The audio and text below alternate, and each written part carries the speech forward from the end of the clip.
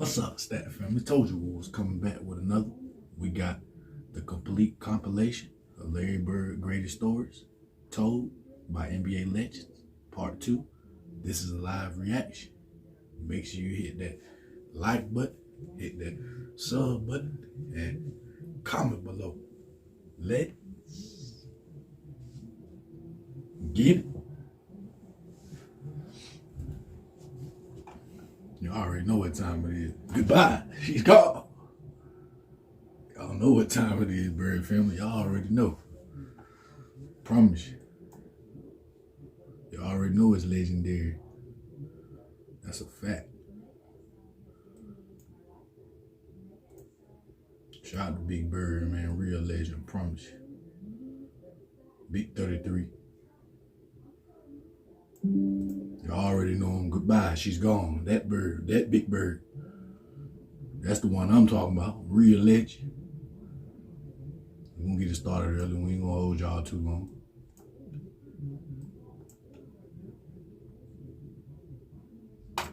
Welcome to the complete collection of Larry Bird's great stories told by NBA players and legends, part 2.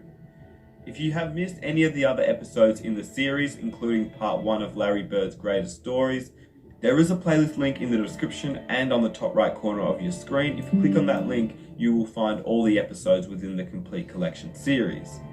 If you enjoy these types of videos, and if you enjoyed this video, I'd greatly appreciate if you guys could hit that like button. These videos do take me a long time to edit, so I'd really appreciate all the support. If you are new, hit that subscribe button and hit that notification button so you stay up to date with all the new videos. Feel free to comment down below which player you would like to see next. And here's the collection of Larry Bird's greatest stories told by NBA players and legends, Showtime. part 2. Larry Bird talked a lot of shit. This name keeps coming. Bird. He goes to the right. Bird. He makes the fat Bird. I said, God damn, who's Bird? Torture shit out there. Because he looks slow as shit to me. So he's like, I'm missing something. He was talking so much trash during the Dream Team, and that's how it started. So while Larry's in the air, he's got the ball right here, and he's screaming at Chief for not setting the pick. And I'm like, You talking about Robert Barrett's Chief? Larry Bird talked a lot of shit. I like people to talk shit to me, cause it is what it is. I don't hold no grudges. I ain't got no feelings about it. Bird talk shit like we talk. Let me tell y'all something. Bird used to tell me, look here, man. I'm gonna go shoot this motherfucker jump in your face right there in that cone. And it's gonna be your Christmas present. I'm gonna wrap it up and bust your head open. All that shit. He was the coldest dude I ever seen with that shit, man. Everybody be talking about these greats, and we always mentioning him. He was the shit. Yeah. The shit, man. He'll give it to you any way he wanted to. Any way he wanted to. Larry Bird was cold. Step. Promise you. GP said. Never forget. Driving, and I'm listening to a game. It's New Mexico State playing Indiana State. Now stay tuned for Indiana State basketball with Bob Forbes live from Las Cruces, New Mexico. I don't really care about the game, but New Mexico State is right up the streets from El Paso, and I went to UTEP. And we're big rivalries, so I'm hoping that Indiana State will beat New Mexico State. And I'm listening to the radio, and I have no clue of the players on either team. All of a sudden, this name keeps coming. Bird. He goes to the right. Bird. He makes the fat Bird. Bird has the corner to Bird. Larry Bird has the ball. Larry Bird. I said, God damn, who's Bird? Look at a Bird. You know, here's Bird. And Bird this, and Bird. Oh, did you see the pass that Bird made? Bird has it, lost it, and throws it up close to foul. They're going to break away, and he's got it. I can't see it, but I'm just trying to imagine it. Dude threw an overhand. Man, By the time I done. got to the end, I said, damn, that brother can play.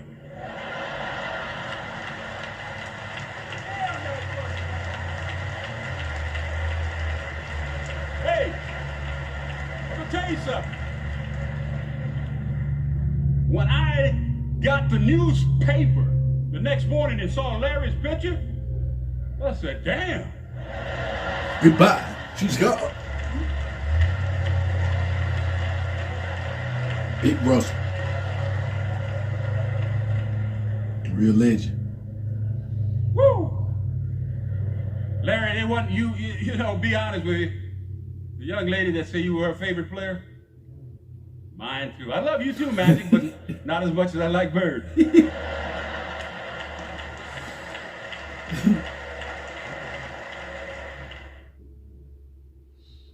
That's I legendary. asked a lot of questions. You know, playing with Byron Scott, I asked him a lot of questions. Eddie Jones, who was great at chasing guards off the screens, and I didn't understand how to do that. I would sit with him before practice, after practice. Magic, James Worthy, Kurt Rambis, Kareem Abdul, all the Laker greats. I would always sit down and just ask them questions about certain games that I studied growing up. What actually happened there? What did you feel there? Why?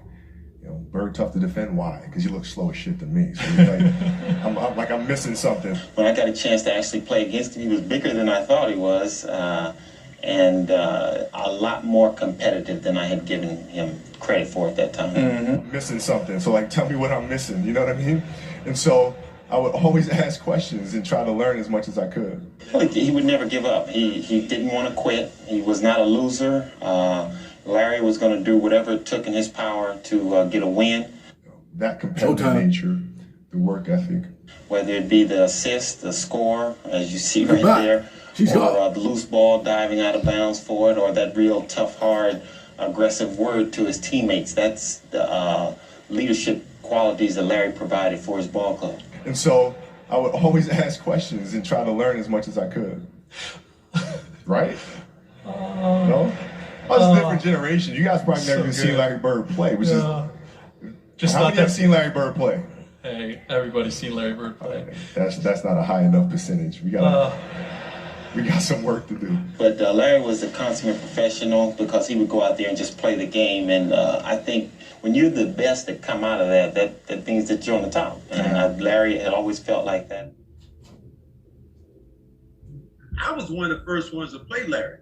And I'll tell you a quick story before I ask you the question was, I'm sitting there playing Larry my first game ever, and I was like everybody else. Larry comes on, I'm averaging 19 points a game before Larry gets on the team. So I'm in the arena, Larry comes into our practice facility, I give him the slow clap.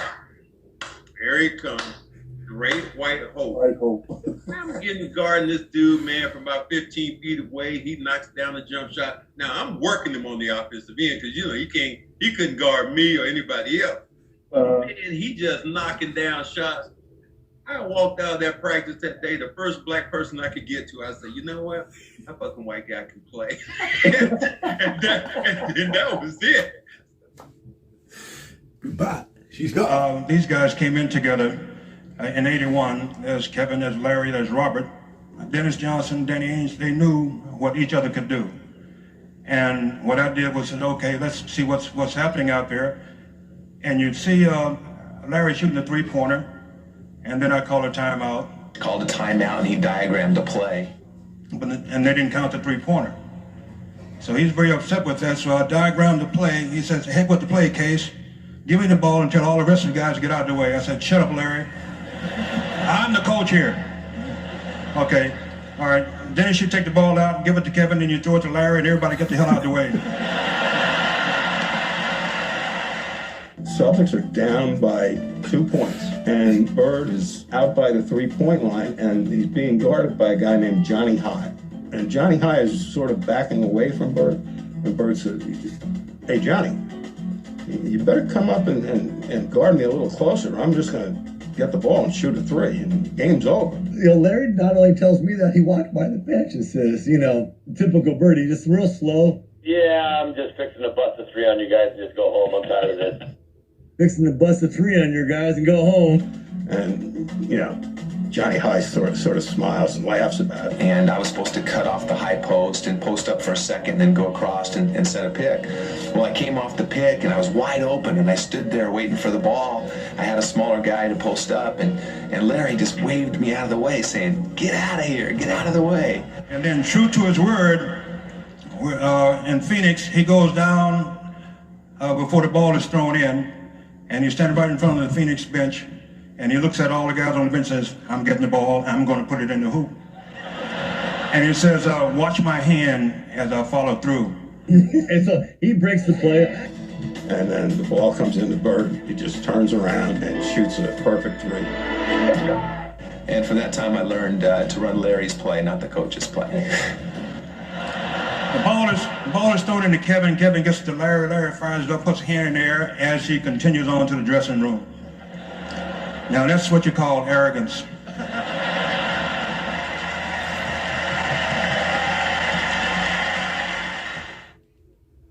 Goodbye. She's gone. Bruce Hurst knew the Celtics because he was friends with Danny Ainge. They had played Major League Baseball together and against each other. He would come to practice. He knew McHale, he knew Bird, he knew Parrish.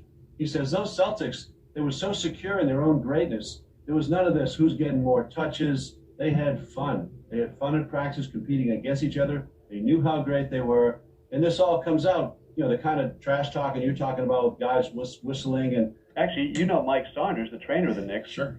Larry was banking threes at Madison Square Garden before a game because he was getting bored. He won the three-point thing 3 years in a row and started banking them and banking three-pointers during a warm-ups before a Knicks game. And the trainer said it was Saunders. Saunders said, you can't do that in a game. And Larry said, if you give me $5, I will. And sure enough, they get way ahead of the Knicks.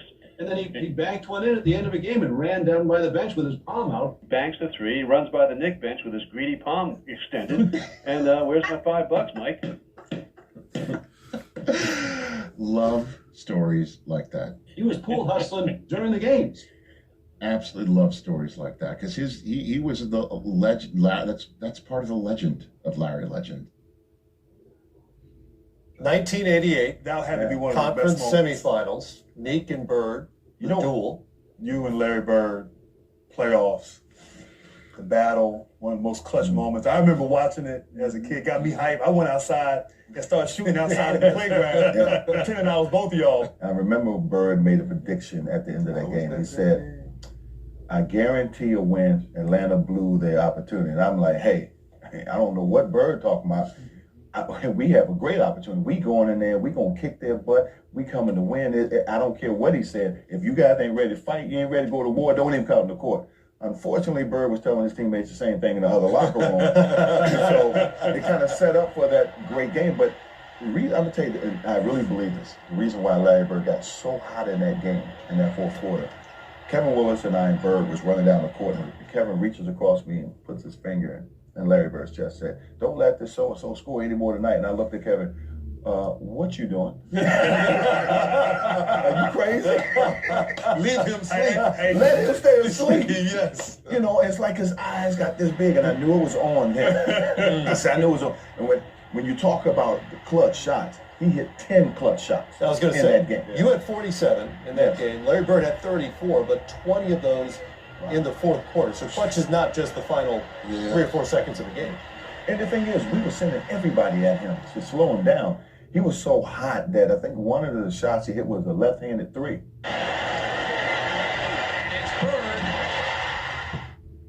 That's when you know a guy is in the zone. Yeah. Larry Bird hit more clutch shots, in pressure situations.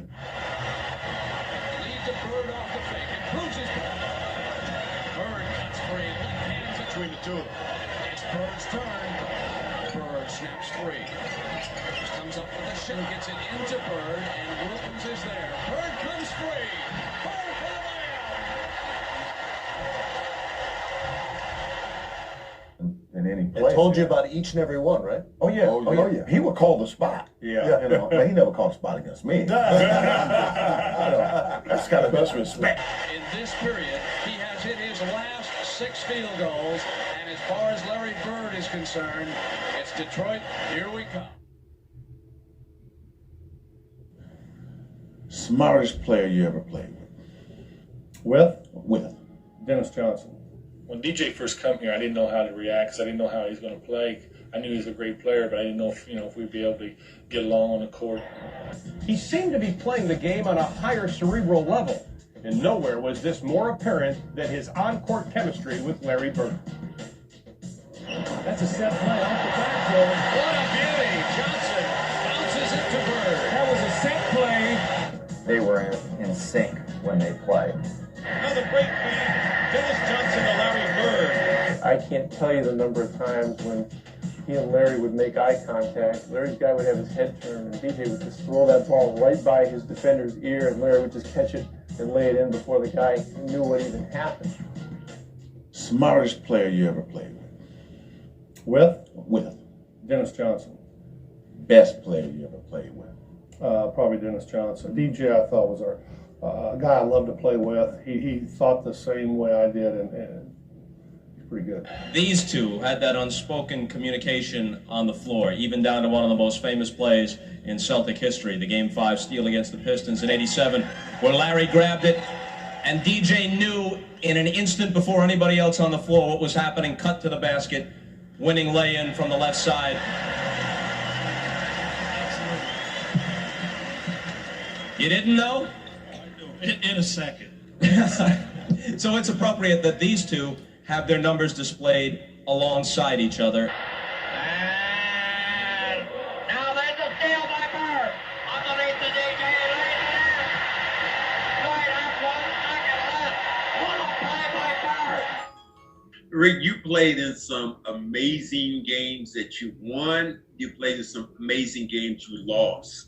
The one I'm going to talk to you about is a game that I thought you guys had when you had the Celtics all but beat. Because I remember you running down the sideline, punching your fist because you guys had made the steal and you thought it was over. No, what happened was I was running down the sideline shaking my arm because I caused the turnover. Yes. It was like, yeah, we got him. So I'm looking at the bench. I'm looking at Chuck Daly, and Chuck was calling timeout. But Isaiah, we talked about this on another show, Isaiah ran. I'm usually the one taking it out to give to Isaiah, but he ran and grabbed the ball. He had, a brain fart, and he threw it in, and that's when it was like, oh, hell no. The most vivid example of the Bird-DJ connection came in the 1987 playoffs against Detroit. It's often referred to as Bird's steal, but many still marvel at Johnson's brilliant instinct. But that was game 5. And we going like, what? You're looking at it. We Zeke and we talk. It's like, Zeke, why you take the damn ball out? That's my job. That's what I do. Stay in your lane, bro. Stay in your lane. I'm trying to get the ball to you. So I run over. We look at the bench. No timeout, nothing. So I run over and I grab the ball. And this is probably one of the most incredible plays that's ever happened against me and that probably I've ever witnessed. From an athletic standpoint, two people being in sync and Bird just playing every second. And that's what the Celtics taught us, to play every second, not to play 47 and a half minutes, but to play a full 48. So I grabbed the ball from the referee. Lambier's a good foul shooter. I never had taken the ball out. That wasn't my thing, right? I throw it up. Bird sneaks in. I didn't even see him. But the thing I remember the most is that joker. This is the out of bounds line. That joker caught the ball, and in my mind, I'm like, okay, he going out of bounds. That dude did this. Like a ballerina, right? And if you go back and you watch the play, that dude is on his toes. The baseline is right up under his toes. And in my mind, he must have stood there for about 5 seconds because everything was going in slow motion in my mind, right? And it's like, I'm like, and then it's just a strange moment. I'm like, damn, how you doing that? Bird made a great steal, but DJ made a great cut. And it all happened within a split second. As Bird is going to get it this way, he's already reacted like he's in Bird's mind that he's going to steal. I mean, I was like, ooh, and then boom, I win. This was a guy that I'd seen a white jersey streaking down towards the basket, and I turned, and it was DJ, of course. Bird steals it. Johnson, layup, Boston, 1 second left. Oh, my, the fight has gone crazy. He's a big play man. He makes big plays when you need them. And once he stole it, it was like it took the wind out of our sail. Was that eventually maybe the game that you said you were the most disappointed about? I did a great defensive play on Bird. And Yes. It was like one of them went right off Larry. And I'm like, okay. Yeah, I was excited about I beat him up because here's the thing. Before I beat him up, man, Brad, I remember when I switched out on him and he yelled out, "Hey, Mayhorn, you on me?" And I hate when somebody call me Mayhorn. That looking at me with that old shiftless shit grin. And Bird went like, "You on me? Clear." I said, "All right, okay." I said, "I'm gonna get you," and that right there made me like, "Yeah, I finally got him," because he, he's a bad boy. Yeah. I'm never gonna disrespect him. So, you DJ coming down, right, with the ball. Oh, great DJ, that's good. So pass it to Larry, he's in that corner. So as you pass to Larry, my first job was to stop you first, right? Now I gotta go out and close Larry Bird out. So as I'm running out to Larry Bird, he's talking trash to me. I don't know why you running out here.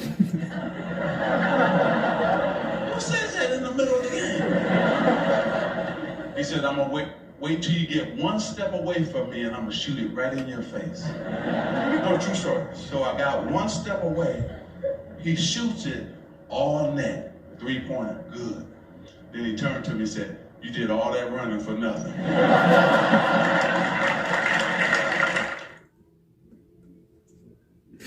Larry uses picks probably better than any player that ever played the game. And Larry was on the box, and Robert Perry was coming down to set a pick on me. So Chief didn't throw a good pick. So while Larry's in the air, he's got the ball right here, and he's screaming at Chief for not setting a pick. And I'm like, he's screaming at a guy in the air for not setting a pick, and he makes the jumper. I'm like, I couldn't believe that. Real legend. How did you develop a great friendship with Larry Bird? You know what? It was strange. It was ironic because I hated the Celtics growing up. And you played in Boston. I grew up in Boston. I didn't like the Celtics. I was a Sixers fan, and and Larry and I got to be great friends during the Dream Team. And it's funny. He talked so much trash. I always talk trash. Talk trash on the phone, on the floor. He was talking so much trash during the Dream Team, and that's how it started. He's always talking trash to me, talking trash to the rest of the players. So I'm talking trash back to him. I think that story you talked about, X, I think that's one of the stories you got from me. The story about Xavier McDaniel, is that true where Larry, after a timeout, tells X what he's going to do? I get a charge when I tell someone on the opponent's team that I want to hit the last second shot and then do it. That's what it's all about. Tie game, 13 seconds to play. Celtics basketball. During the timeout, I'm going through a play, and about that time, Larry steps in and says, "Coach, why don't you just give me the ball and tell everybody to get out of the way?" That's Larry. When he wants the ball, he wants the ball. After the timeout, we walked back on the court, and then Xavier was guarding. So he tells Xavier, he says, "I'm getting the ball." I said, "I know I'm going to be waiting." And he said, "I'm going to get it right here. I'm going to shoot it right in your face." 10 seconds. Bird has the basketball. Look out. Larry Bird just phenomenal the way that And he came out with right about that exact spot and shot a shot right in my face. And he was like, I didn't need to leave 2 seconds on the clock. He wanted to shoot it with 0 seconds on the clock.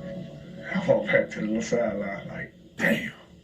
Yeah, Jackie McMullen tells that one really well, which is, I'm going to do this, I'm going to do this, I'm going to do this. And then he would do all those things. Oh, you might have got it from me. But, he always talked trash. I remember he talked trash against us, talked trash with against everyone else.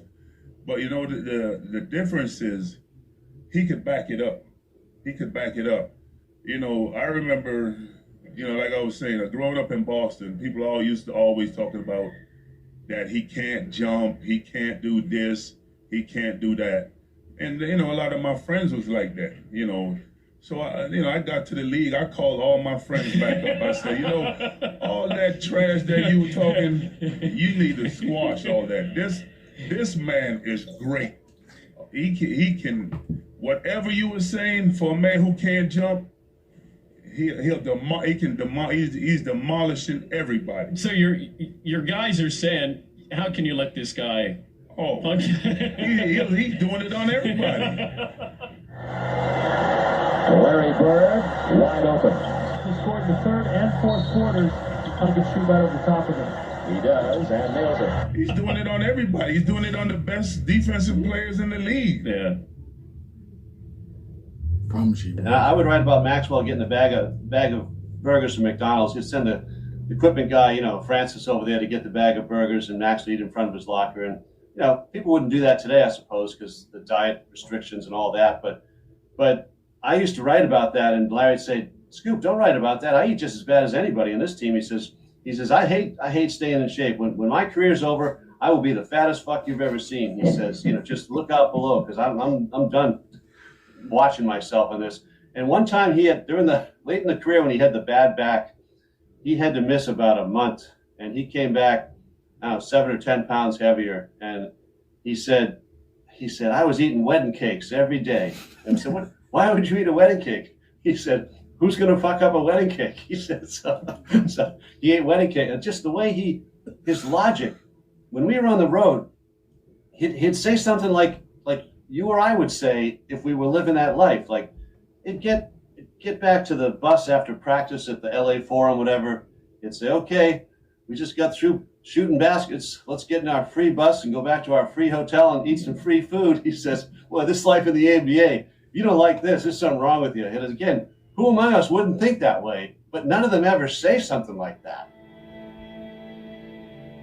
And I really hope you guys enjoyed the video. If you did and you would like to see a part 3, let me know down below in the comment section. Please leave a like if you enjoyed, subscribe if you're new, hit that notification button, and I will see you guys in the next video. Here are 2 videos that you might enjoy.